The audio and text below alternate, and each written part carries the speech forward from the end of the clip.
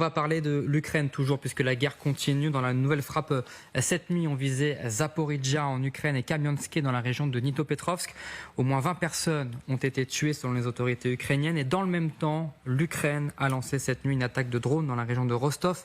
Une personne aurait été tuée. L'Ukraine qui pourrait recevoir, je le disais juste avant la pub, un soutien de poids, celui de l'ex-PDG de Google, Eric Schmidt. Il serait sur le point de fournir des centaines de milliers de drones dernière génération pour intercepter justement les drones russes.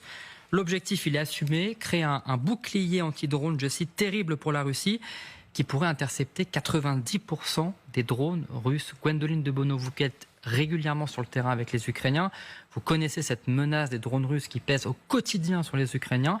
Est-ce que ces centaines de milliers de drones de l'ex-PDG de Google, comment c'est perçu par les Ukrainiens actuellement ?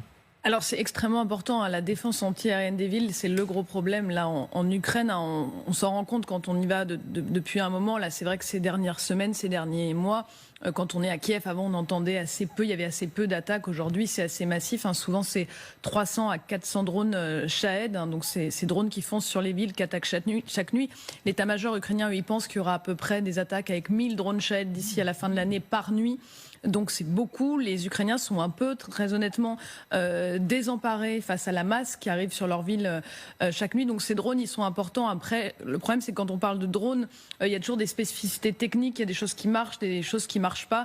Et là, le ministre de la transformation numérique ukrainien, Mikhailo Fedorov, le disait.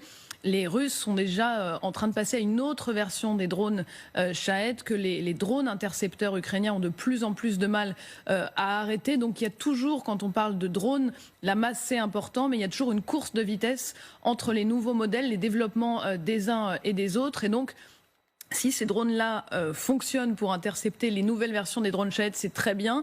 Le risque, c'est qu'ils soient dépassés d'ici un mois, 2 mois. Il faut vraiment se rendre compte que les technologies évoluent extrêmement rapidement. Mais c'est une bonne nouvelle pour l'Ukraine, c'est sûr. Et puis, il faut comprendre aussi que l'Ukraine, elle repose aussi beaucoup sur des initiatives et des fonds privés. Quand vous avez des drones qui arrivent dans des unités, beaucoup de ces drones, ils viennent de levées de fonds, d'initiatives privées. Donc là, c'est une grande initiative privée en termes de masse. Donc ça, c'est bienvenu pour les Ukrainiens. Encore faut-il voir si ça va fonctionner sur les différentes versions de